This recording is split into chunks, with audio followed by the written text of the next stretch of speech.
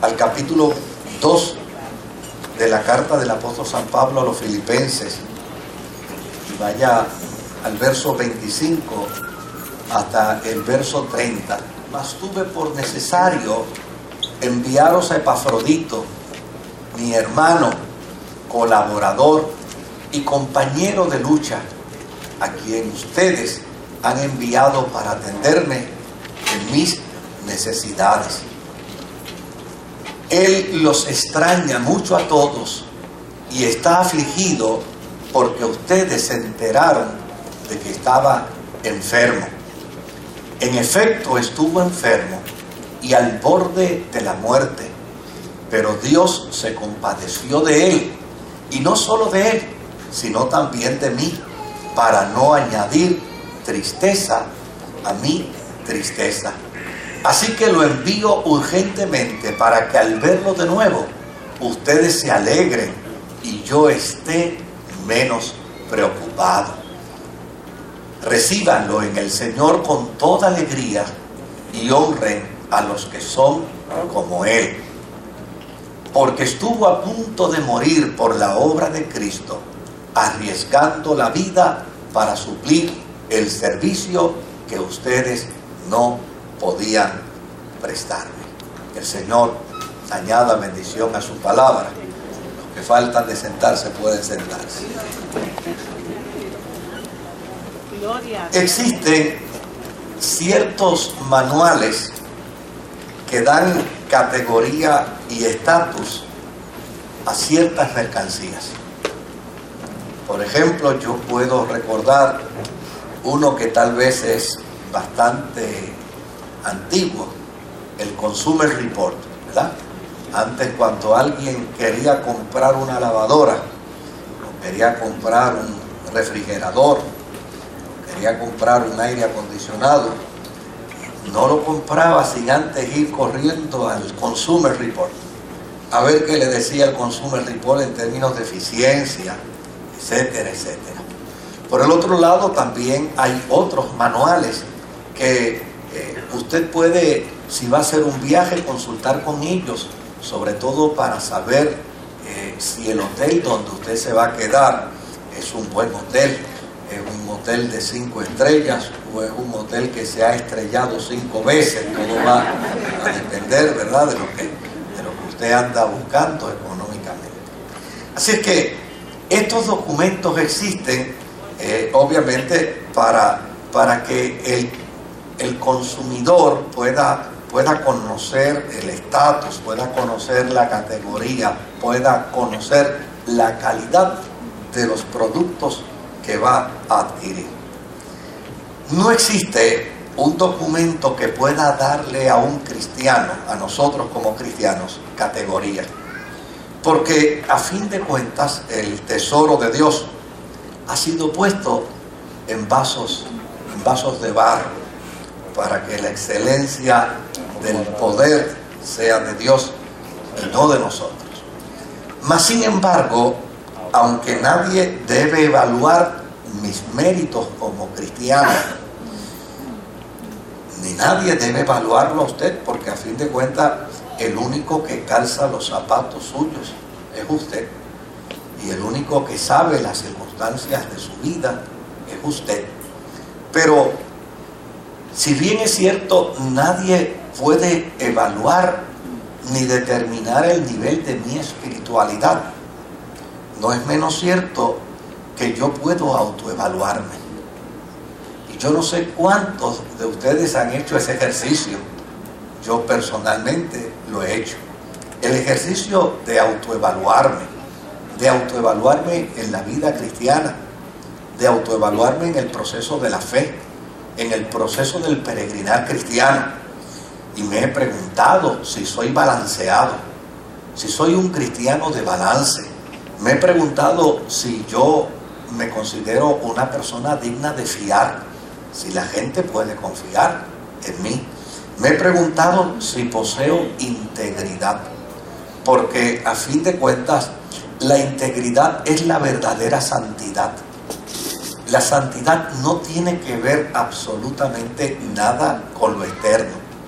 De hecho, cuando Dios le dice a Israel, sean santos, porque yo también soy santo, lo que le está diciendo a Israel es, sean íntegros, porque yo soy íntegro. La integridad con lo que tiene que ver no es solamente con mi relación con Dios. La integridad tiene que ver con la relación conmigo mismo. Porque hay quien puede plantear estar bien con Dios, pero no está bien consigo mismo. Hay gente que se anda huyendo a sí mismo y desarrollan todo un elemento apático a su propia realidad y a su propia existencia. Pero la integridad tiene que también verse desde el punto de vista de cuán bien yo estoy con los demás. Porque hay quien puede estar bien con Dios, pero no se traga a su semejante. Hay quien puede estar bien con Dios, pero mantiene posturas de rencor y posturas de hostilidad hacia sus semejantes. Y llana y sencillamente se requiere un proceso de autoevaluación, porque cuando queremos ser santos necesitamos ser íntegros, y para ser íntegros yo necesito estar bien con Dios, necesito estar bien conmigo mismo, y necesito también estar bien con mis semejantes, porque de lo contrario yo no puedo vivir una vida de integridad. Y hay una última postura o posición sobre de ello que muchos de nosotros los cristianos le pasamos por encima muy a menudo, y es que necesito estar bien con la naturaleza. Yo creo que cuando alguien está en comunión con Dios, tiene que estar en comunión con la naturaleza, porque es imposible hablar de estar en comunión con Dios y tener una postura de hostilidad hacia la naturaleza. Yo recuerdo hace muchos años atrás, queriendo proceder a un principio puramente humano, pues yo me levanté frustrado, me levanté con coraje, me levanté molesto. Y desde luego, como alguien me había dicho que cuando uno se levantaba molesto tenía que desquitarse con algo, yo me desquité con un árbol. Y usted no sabe cuántos años a mí me tomó sentirme perdonado por el árbol que yo tumbé. Porque yo decía, pero ¿cómo es posible que yo haya tumbado ese árbol? Si ese árbol a mí no me había hecho absolutamente nada. Si ese árbol a mí nunca me había ni siquiera llamado la atención, lo único que hacía era darme sombra. Pues cuando uno vive una experiencia de integridad con Dios, también tiene que vivir una experiencia de integridad con la naturaleza. La naturaleza es parte de la interacción en la que Dios nos ha involucrado para su paz y para su bendición. Por el otro lado, yo tengo que plantearme si realmente yo soy un buen servidor, si realmente la gente puede contar conmigo en el servicio, porque yo me he topado con algunas personas que tienen una habilidad extraordinaria en la adulación. Es esa gente que dice, cualquier cosa, estoy a tu orden. ¿Usted le ha pasado, verdad? Mira, cualquier cosita, lo único que tú tienes que hacer es llamar. Llámelo para que usted vea. Pues cuando yo entro en ese proceso de relación con Dios y empiezo a autoevaluarme, yo tengo que ver, realmente la gente puede contar conmigo. Cuando yo le digo a alguien, mira, llámame para lo que sea. En lo que sea, yo estoy para servirte. Cualquier cosa, yo estoy a tu orden.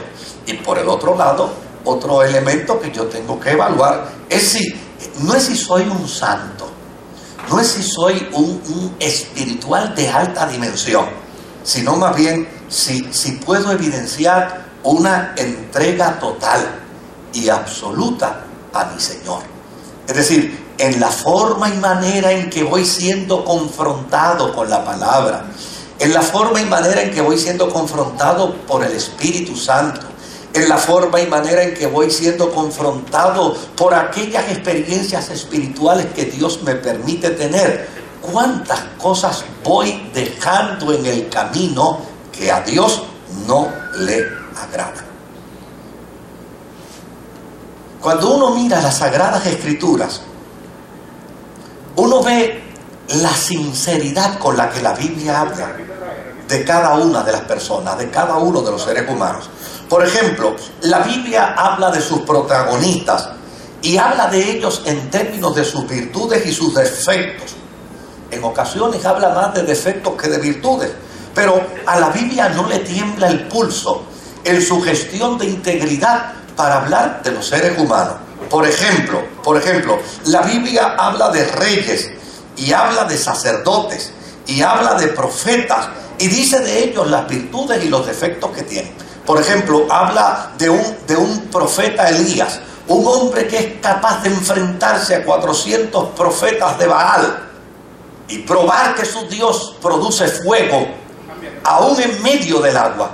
Sin embargo, por el otro lado, ese mismo profeta, cuando una mujer le dice te voy a matar, sale huyendo y sale al desierto desesperado. Pues la Biblia cuenta la historia de ellos.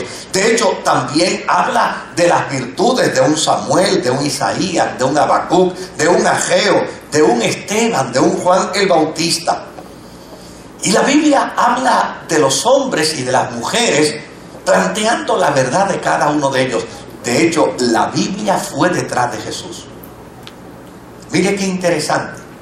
La Biblia fue detrás del ministerio de Jesús. La Biblia fue detrás de sus actitudes. La Biblia fue detrás de sus respuestas. La Biblia fue detrás de sus tentaciones. ¿Y sabe la conclusión que la Biblia tiene de Jesús? Dice, fue tentado en todo, pero sin pecado. Lo que quiere decir es que cuando la Biblia fue a emitir una opinión de Jesús, si hubiera encontrado defectos en Jesús, lo hubiera dicho.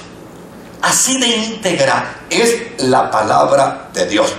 Desde luego, cuando la Biblia habla de sus personajes, habla de sus protagonistas, dice de ellos las virtudes, dice de ellos los defectos, porque a fin de cuentas, querido, a fin de cuentas, el poder de Dios es tan grande, capaz de trabajar con nuestras virtudes y con nuestros defectos. Dios puede hacer con nosotros una obra extraordinaria. De hecho, cuando yo leo en las Sagradas Escrituras el llamamiento que Dios le hizo a cada uno de los discípulos, a cada uno de sus discípulos, a mí me parece, y esto es una pura especulación, a mí me parece que cuando Jesús llamó a Pedro, vio en Pedro las posibilidades de errar, pero aún así lo llamó. Y cuando llamó a Juan, cuando llamó a Santiago, cuando llamó a Andrés, cuando llamó a Felipe, en cada uno de ellos vio las posibilidades de errar, pero a pesar de ello los llamó. Porque a fin de cuentas, cuando Dios nos llama, no nos llama por nuestras virtudes, nos llama por nuestras potencialidades, nos llama por nuestras capacidades, nos llama porque Dios ve más allá aún de lo que nosotros podemos ver de nosotros. Muchas veces nosotros podemos ver de nosotros, óigame, fragilidad. Muchas veces nosotros podemos ver de nosotros impotencia, incapacidad, pero Dios ve en nosotros lo que todavía de nosotros no ha despertado, lo que todavía de nosotros no se ha desarrollado. Esto me hace acordar en la República de Haití, para la década del 30, hubo un misionero de apellido Chico. Y este misionero era un hombre bajito, de una complexión física muy delgada, muy menuda, y desde luego su esposa era todo lo contrario a él. Era una mujer robusta, grande, una mujer fuerte. Y cuando el Señor lo llamó a él al ministerio, desde luego, mire para dónde lo llamó para Haití. Y en aquel tiempo se decía que en Haití las brujas andaban en escoba. Y se decía que la gente se comía, los haitianos se comían a la gente. O sea, se hablaban un sinnúmero de cosas horrorosas con respecto al folclore y a la vida religiosa de los haitianos. Algunas tal vez ciertas, pero otras veces no necesariamente ciertas. Y ¿sabe lo interesante de todo este proceso? Es que cuando el Espíritu Santo por profecía lo llamó a él para ir a Haití, la esposa sentada dijo: a este se lo comen de un bocado y de seguro cabe en una de las caries de la muela de un haitiano. Y ella, acabando de decir eso, ella cuenta que el Espíritu Santo la levantó del piso, la tiró al suelo, y dice que cuando cayó al suelo, tan grande como era, escuchó una voz que le dijo: a él lo envío a Haití y a ti te ordeno que lo sigas.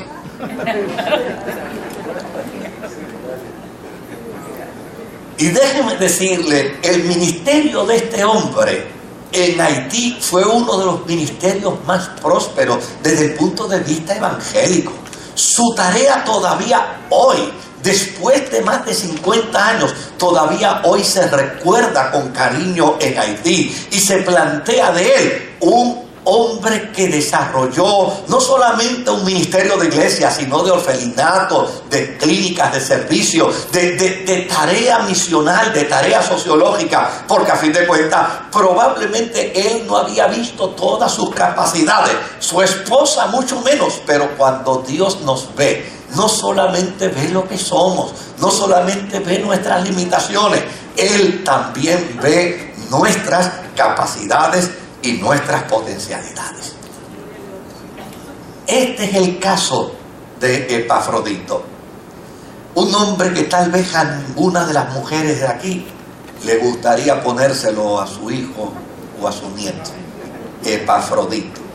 Pero desde luego Epafrodito en el contexto griego tiene un significado muy particular. En el contexto griego, Epafrodito quiere decir atrayente, buen mozo. Por lo tanto, si a usted no le gusta el nombre, por lo menos yo estoy seguro que le gustaría las cualidades, ¿verdad?, del significado del nombre. Así es que si nosotros fuésemos a poner la persona de Epafrodito al juicio de estos manuales que dan categoría y estatus a ciertas cosas, sin lugar a duda tendríamos que llegar a la conclusión que Epafrodito es un cristiano de 5 estrellas. Tal vez no era un predicador, tal vez no era un líder dentro de la comunidad de Filipo. De hecho, la razón por la que tal vez le enviaron a asistir a Pablo en Roma es porque su ausencia dentro de Filipo no se iba a echar de menos. Porque si hubiera sido el director del coro de la iglesia de Filipo, de seguro hubieran dicho: no lo podemos mandar, porque si lo mandamos a él, se nos queda el coro sin dirección. Si hubiera sido probablemente el presidente del cuerpo de diáconos de la iglesia, le hubiera dicho: no lo podemos enviar, porque si mandamos al presidente de diáconos de nuestra iglesia para Roma, se nos queda el cuerpo de diáconos sin presidir. Así es que, con probabilidad, Epafrodito era un individuo dentro de la comunidad de Filipo que hacía un número más. Pero mire qué extraordinario. Tal vez pensaron: vamos a enviarlo porque a fin de cuentas él allá en Roma va a servir bien a Pablo, va a ayudar bien a Pablo, pero por el otro lado a nosotros no nos hace mella su ausencia, a nosotros no nos va a afectar mucho el que no esté en medio de nosotros. Así que es que Epafrodito fue enviado a Roma para asistir a Pablo porque estaba preso. Y a la misma vez le pidieron a Epafrodito que llevara una ofrenda para Pablo, porque desde luego Pablo había pedido la ayuda a la iglesia de Filipo, y desde luego la iglesia de Filipo tenía un compromiso con la obra misionera y con el ministerio del apóstol San Pablo. Pero cuando Epafrodito llegó a Roma, una enfermedad de muerte lo atacó y su condición se hizo precaria. Ahora, un hombre que fue enviado para atender a un rey, una persona que fue enviada para ayudar, una persona que probablemente estuvo diciéndose: me están dando una oportunidad, me están dando la oportunidad en la iglesia de que yo pruebe que soy un buen servidor, me están dando la bendición de que yo pueda ir y asistir al apóstol San Pablo, yo voy a hacer un trabajo de maravilla. ¿Cómo pudo haberse sentido de defraudado? ¿Cómo pudo haberse sentido de abatido Epafrodito cuando en lugar de asistir a Pablo tuvo que asistirlo a él? En lugar de cuidar a Pablo tuvo que cuidarlo a él. De hecho, su enfermedad trajo tal situación que el apóstol San Pablo testifica y dice: yo me sentí profundamente preocupado por su condición, porque la enfermedad de Epafrodito llegó a parecer una enfermedad como de muerte. Desde luego, gracias al cuidado del Señor, gracias a la providencia divina, gracias al cuidado del apóstol San Pablo, él pudo vencer aquella crisis y pudo recuperarse. Pero aquí es cuando Epafrodito comienza a crecerse. Aquí es cuando Epafrodito comienza a demostrar que él es un cristiano de 5 estrellas. ¿Y sabe dónde comienza Epafrodito a crecerse? Epafrodito comienza a crecerse cuando supo que la iglesia de Filipo estaba preocupada por su salud. Cuando supo que la iglesia de Filipo estaba preocupada porque se enteró que había estado gravemente enfermo en Roma. Y cuando él supo que la iglesia tenía preocupación por él, ¿sabe lo que le dijo inmediatamente a Pablo? Le dijo: yo quiero llegar a Filipo para probarle a los hermanos que ya yo estoy bien. Es decir, Epafrodito se convierte en un cristiano que se preocupa por los que se preocupan por él. En un cristiano que comienza a desarrollar un sentido de compasión por aquellos que pueden manifestar cierta preocupación por su vida. Epafrodito se convierte en este cristiano que ha determinado en su vida que nadie jamás se va a sentir por él, que nadie jamás va a padecer por su culpa, que nadie jamás va a tener dolor por sus actitudes, que nadie jamás va a tener momentos de incomodidad como resultado de sus decisiones. Epafrodito se convierte, porque así es como los hombres y las mujeres crecen en el ministerio, cuando la preocupación de otros viene a ser nuestra ocupación. Desde luego, el apóstol San Pablo probablemente cuando llegue a Filipo, Epafrodito, los cristianos pudieran muy bien desanimarlo, porque probablemente algunos le dirían: Ave María, te mandamos para que cuidaras a Pablo y finalmente te tuvo que cuidar él a ti. Te mandamos para que fueras de bendición a Pablo, o te mandamos para que fueras su escudero y él tuvo que cuidarte, tuvo que atenderte. Y Pablo, conociendo de que esto es parte de la materia humana, de la conducta humana, entonces inmediatamente lo regresa con una carta donde Pablo hace un reconocimiento público y extraordinario de Epafrodito como una persona de gran testimonio. Y desde luego, como de lo que se trata es de presentar las 5 estrellas de Epafrodito, Pablo presenta a Epafrodito como un cristiano de 5 estrellas. Mira lo primero que dice Pablo de él. Él es como un hermano. Él es como un hermano. Es decir, en la relación de Epafrodito conmigo no hubo fronteras.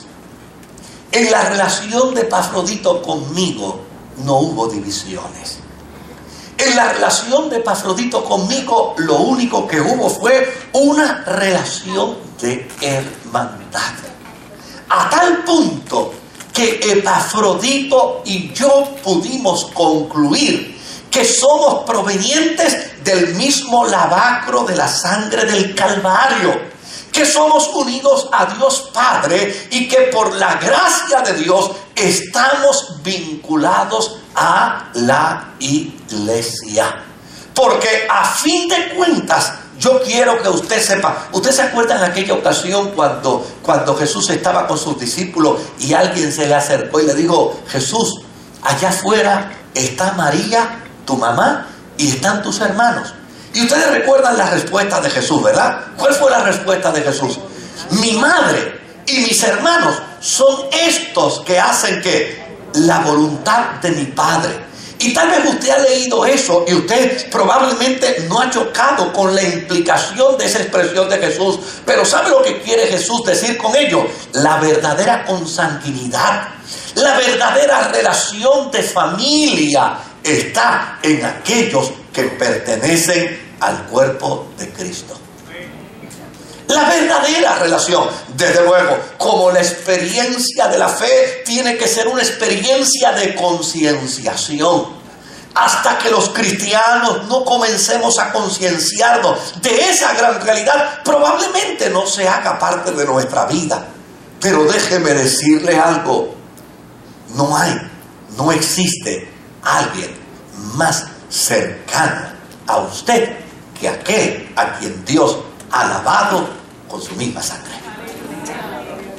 No existe alguien más vinculado a usted que aquel que viene a conformar, ser parte del cuerpo de Jesucristo.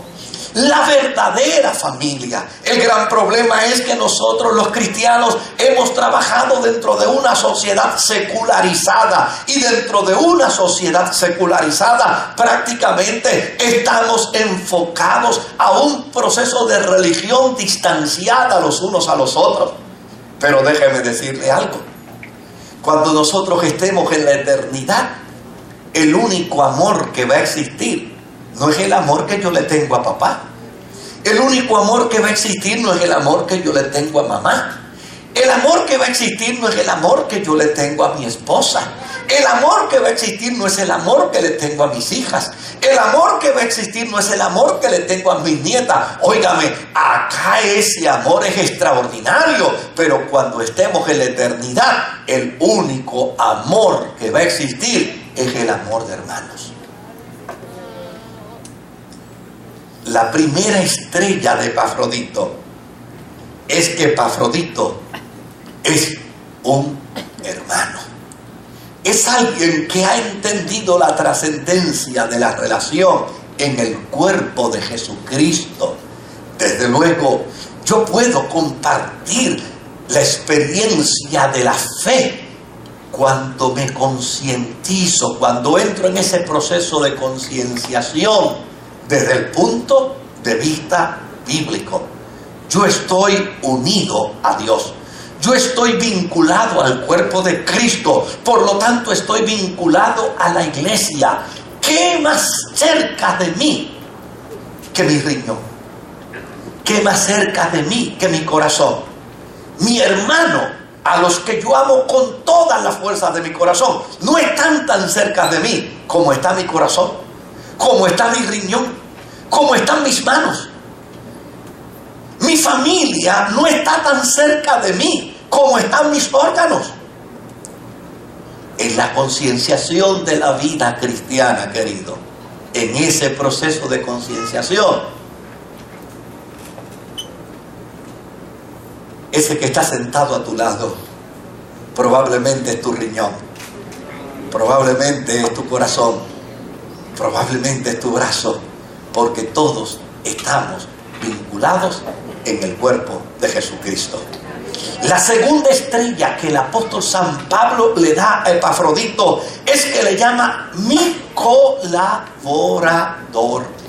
Y mire el término, porque el término colaborador en griego tiene una implicación totalmente distinta que el término en el español. Colaborador en griego quiere decir uno que ejerce el mismo ministerio que yo. Porque déjenme decirle algo. Los ministerios no se miden en orden de importancia jerárquica. Los ministerios se miden en orden de importancia de necesidad. Un ministerio es tan importante como necesario pueda ser dentro de la vida de la iglesia. Imagínense, si yo soy, no lo soy, se lo confieso, no lo soy, pero como a mí me gusta tomarme a mí mismo de ejemplo para no atribular a nadie, pues, si yo soy un buen maestro, si yo soy un buen predicador, si yo soy un buen teólogo, pero mi hermano lo que necesita es un servidor, y yo no soy servidor, ¿qué vengo a hacer en la experiencia del servicio y del trabajo al cuerpo? Pues nada, porque mi hermano no necesita un teólogo, mi hermano lo que necesita es alguien que le sirva. Por lo tanto, los ministerios son importantes, no en el sentido jerárquico. Cuando uno lee que dice, a uno constituyó Dios apóstol, a otros profetas, a otros maestros, eso no quiere decir que hay un elemento jerárquico, no, sino más bien lo que esto quiere decir es que Dios entregó diversos ministerios a la vida de la iglesia para que estos ministerios fluyan en la iglesia, no en términos de orden de importancia personal, sino en términos de necesidad. ¿Hay alguno de vosotros enfermos? Pues que llamen a los ancianos de la iglesia, a los que tienen el don de la sanidad, para que pongan las manos sobre de él y oren por él y sea sanado. ¿Se da cuenta? Y desde luego cuando Pablo dice Epafrodito es un colaborador, es alguien que conoce la visión, la ama y trabaja en pro de ella. Es alguien que comparte la misma fe que yo proclamo para que otros crean en Jesucristo.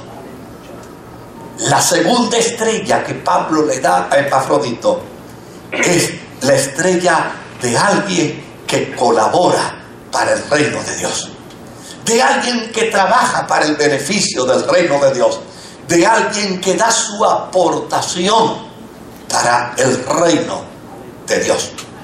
La tercera estrella que Pablo le pone a Epafrodito es que dice, él es mi compañero de milicia. Desde luego, el apóstol San Pablo siempre vio su tarea evangelizadora como una tarea militar, con una consigna bien demarcada. La consigna de Pablo en la tarea del evangelio como una tarea militar era conquistar almas para Jesucristo. El apóstol San Pablo sabía que existen grandes batallas dentro de la experiencia de la fe. Desde luego, cuando él escribe su carta en el capítulo 5 a los Efesios, dice, porque no tenemos lucha contra carne ni sangre, sino contra potestades, contra malicia, contra gobernadores, contra príncipes de maldad en las regiones celestes. Hacen falta Epafroditos en la iglesia, hombres y mujeres con un sentido de espiritualidad tan profundo que puedan trabajar en la conquista espiritual que puedan trabajar en la conquista de almas, porque a fin de cuentas la iglesia tiene un solo fin, tiene una sola finalidad. La finalidad de la iglesia no es hacer un templo precioso. La finalidad de la iglesia no es hacer desarrollos y proyectos arquitectónicos. No, la finalidad de la iglesia es llana y sencillamente que todos los hombres y todas las mujeres puedan conocer a Jesucristo. La cuarta estrella que Pablo le pone a Epafrodito dice: Él es vuestro mensajero. La iglesia de Filipo fue la iglesia más empática, fue la iglesia más amigable, fue la iglesia más fiel que tuvo el apóstol San Pablo. Y sabe,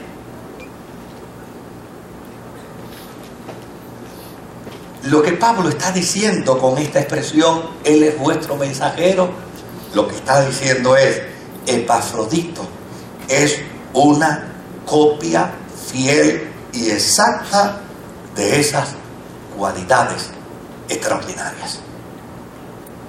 Hace unos años atrás, alguien me preguntó: ¿a ustedes no les crea mucho problema eso de llamarse Iglesia Ministerio Sanador?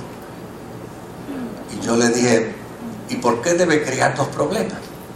Y me dice: bueno, porque imagínate, ustedes se llaman Ministerio Sanador, entonces en una sociedad donde hay tanta gente emocionalmente enferma, van a correr para allá.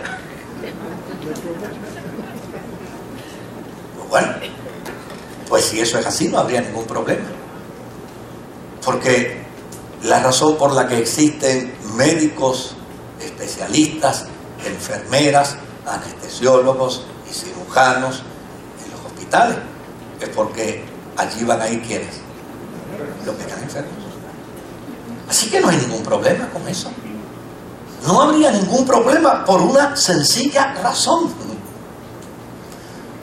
Porque cada creyente debe ser copia fiel y exacta de lo que proclama su comunidad de fe.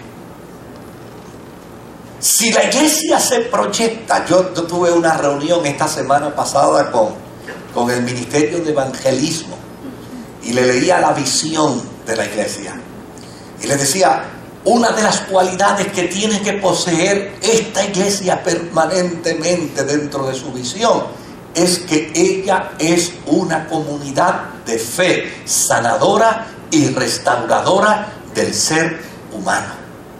Por lo tanto, si la iglesia tiene dentro del marco de su visión ser restauradora y sanadora del ser humano, la función de la iglesia es entender cuál es su postura para prevenir el pecado. Así como la tarea de la medicina tiene como postura prevenir la enfermedad, la iglesia tiene como responsabilidad prevenir el pecado. Y para prevenir el pecado, la iglesia entonces asume una postura donde dice: estas son las reglas de Dios, estas son las leyes de Dios, esto es lo que Dios establece con respecto al pecado, esto es lo que la palabra de Dios prohíbe con respecto al pecado. Pero óiganme, luego de una tarea de prevención en el área de la salud, cuando el ser humano hace lo que quiere y se enferma, ¿cuál es la próxima responsabilidad del Departamento de la Salud? La próxima responsabilidad es atender al enfermo. Desde luego, te dije, chico, que no te bebieras esa agua contaminada porque te iba a enfermar. ¿Te la bebiste? Pues vamos ahora a medicarte. Te dije que no hicieras tal cosa, te dije que no fumaras cigarrillo, te dije que no bebieras alcohol. Lo hiciste, pero ahora vamos a buscar las alternativas para tratar de sanarte.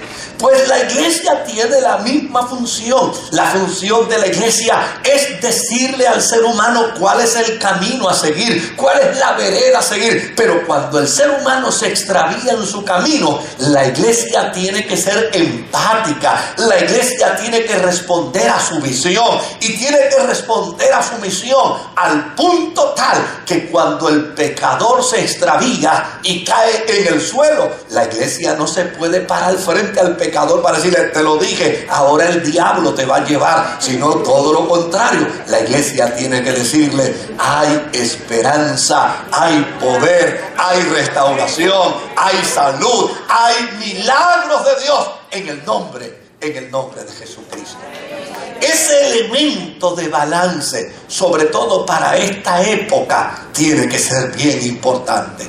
Sobre todo para este momento en el que la iglesia se debate en un sinnúmero de planteamientos. Desde luego, la iglesia tiene el deber ineludible de decirle a la sociedad lo que la palabra de Dios dice. Tiene la obligación moral de decirle a la sociedad lo que la palabra de Dios enseña con respecto a estilos de vida, con respecto a formas de vivir, con respecto a la corrupción sexual. La iglesia tiene el deber y la responsabilidad de decirle a la sociedad lo que a Dios le desagrada, lo que a Dios no le gusta, lo que para Dios es pecado, lo que para Dios es desatinar al blanco. Pero cuando el pecador vive la experiencia de las consecuencias de su propio pecado, la iglesia tiene que usar entonces el papel de la misericordia, la función de la gracia, para acercarse al pecador y decirle: todavía estás frente al Dios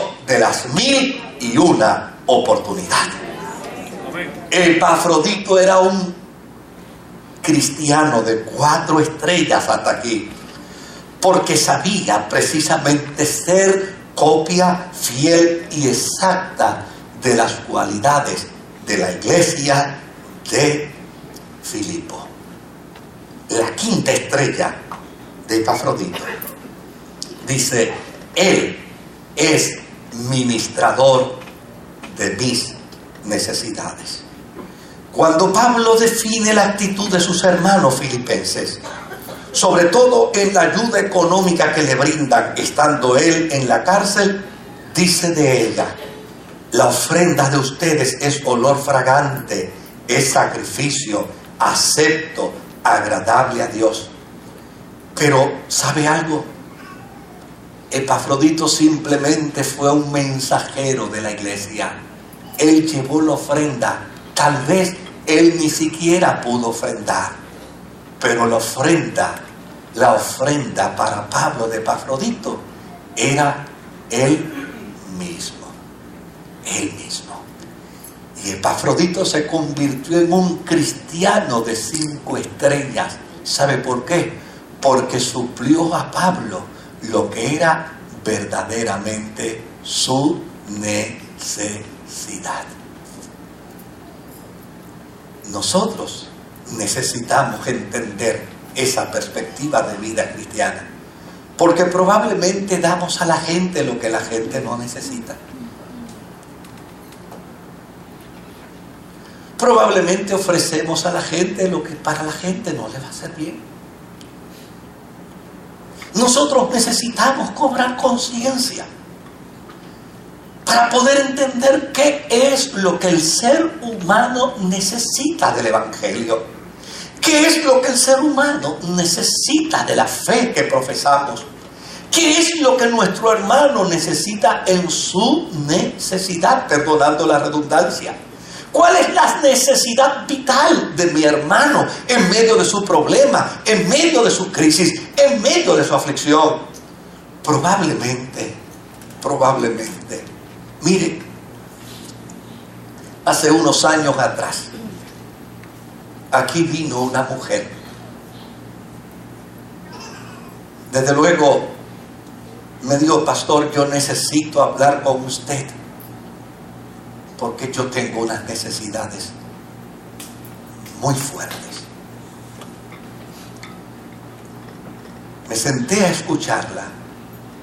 Me habló de sus problemas económicos, Me habló de su crisis de trabajo.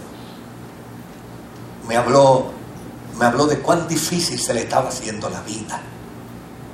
Me contó que tenía un hermano millonario y no la ayudaba. Y desde luego, después de haberme contado todo eso, yo quería ser empático con ella. Y como la junta de la iglesia me ha dado una facultad para, en situaciones de emergencia que ameritan, podamos asistir a esa persona. Yo le dije: mire, hermana, déjeme por favor hacer algo por usted. Yo le quiero dar una ofrenda a nombre de la iglesia. Yo pensé que yo estaba haciendo lo más correcto. Yo pensé que yo estaba haciendo lo apropiado. Ella me estaba hablando de una necesidad económica y me dijo: no se le ocurra, pastor, yo no vine a buscar ofrenda. Es cierto que yo tengo todas estas necesidades, pero mi necesidad mayor no es una ofrenda. Mi necesidad mayor es que usted me abrace en el nombre de Jesús y pueda orar a Dios por mí. Yo le dije: está muy bien, hermana, claro que voy a orar por usted, pero además de orar, le queremos... No me dé la ofrenda, usted no me entiende, usted no sabe el tipo de mujer que soy yo. Esa no es mi necesidad. Mi necesidad es un abrazo, mi necesidad es la oración. ¿Puede usted darme un abrazo? ¿Puede usted orar por mí? Pues esa es mi necesidad. Supla, por favor, mi necesidad. Y yo no lo podía creer. No me aceptó la ofrenda. No la aceptó.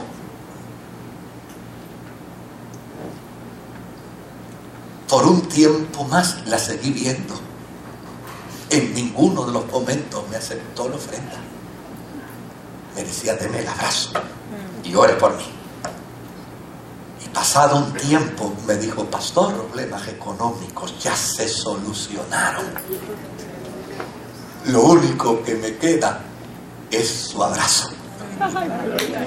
Lo único que yo siento todavía es el abrazo suyo. Óigame, Epafrodito se convirtió en un cristiano de 5 estrellas, porque llana y sencillamente se presentó ante Pablo para decirle: yo vengo a traerte una ofrenda a nombre de la iglesia en la que yo persevero, pero la ofrenda para ti de mi parte será mi servicio, será mi ayuda, será mi abrazo, será mi preocupación, será mi intención de servirte, será mi intención de apoyarte, porque a fin de cuentas hay necesidades del alma que no se resuelven con dinero. Hay necesidades del corazón que no se resuelven con chavos ni con cheques. Hay necesidades del alma y del espíritu que solamente un abrazo, solamente un beso, solamente una presencia silente al lado de uno son las que la pueden suplir.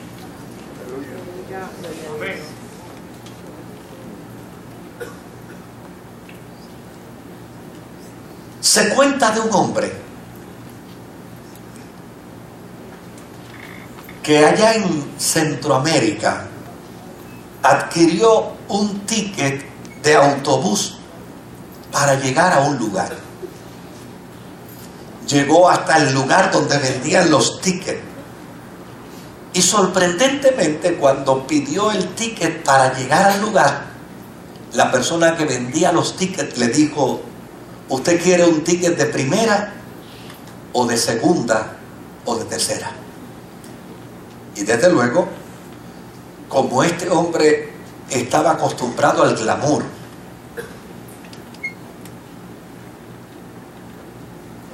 inmediatamente respondió y dijo: no, yo quiero un ticket de primera. El vendedor de los tickets no le dijo el precio del ticket de primera, ni del de segunda, ni del tercera. Pero como él pidió un ticket de primera, el vendedor de ticket le vendió el ticket de primera. Le dijo, ¿cuánto es? Y él dijo, 10 centavos. Así que el hombre pagó sus 10 centavos, entró al autobús y dijo, yo voy en primera por 10 centavos. Desde luego, cuando entró al autobús preguntó, ¿cuáles son los asientos de primera? Y el que acomodaba en el autobús le dijo, no señor, usted se puede sentar donde quiera. Lo mismo al frente que en el medio, que a la parte de atrás. Dice, pero es que yo compré un ticket de primera. Le dice, sí, pero no hay ningún problema. Usted puede sentarse donde quiera. Aproveche y siéntese rápido, porque si no, tal vez pierda la posición en la que usted quiere estar. Así que el hombre entró al autobús, se sentó donde mejor pudo, y allí estaba preguntándose, ¿y entonces para qué me vendieron un ticket de primera? ¿Para qué me preguntaron si mi ticket era de primera, o si era de segunda, o si era de tercera? Bueno, el viaje comenzó y siguió el viaje en el camino, y de repente, el autobús se detuvo en medio de un fangal en la carretera. Era un fango de estos rojizos. Y cuando el autobús se detuvo allí, entonces gritó. Los de tercera clase se quedan dentro del autobús. Los de segunda clase se bajan y continúan caminando a pie. Los de primera clase se bajan y empujan.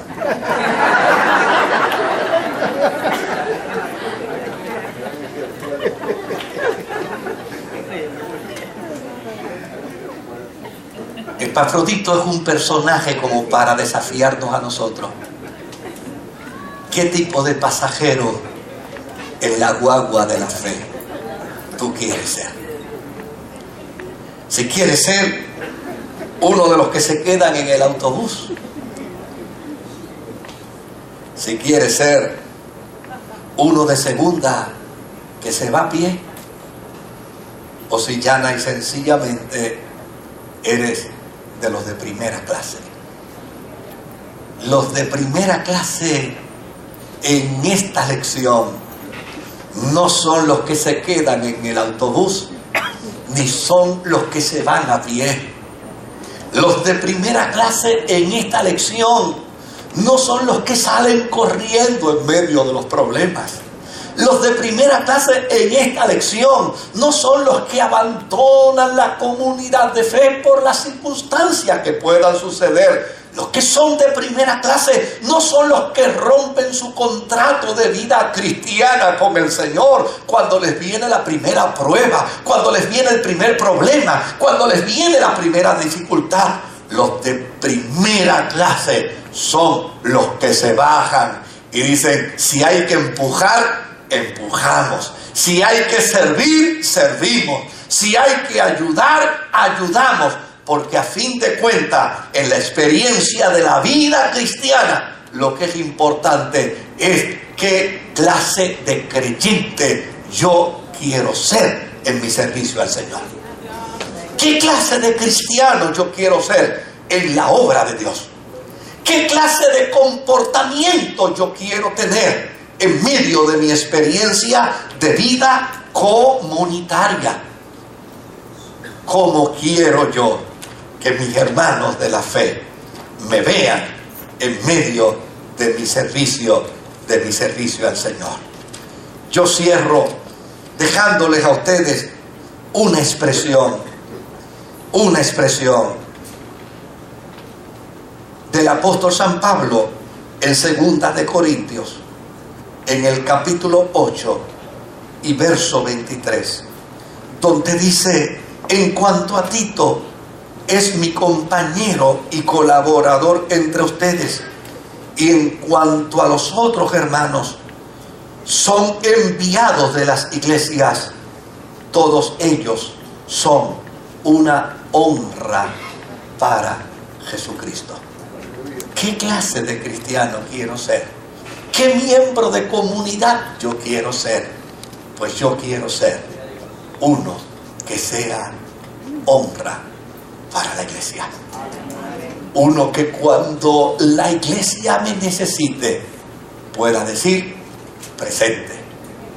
Uno que adquiera el ticket de primera clase, pero no para sentarme distraído, sino para decir cuando me necesiten para empujar, aquí estoy.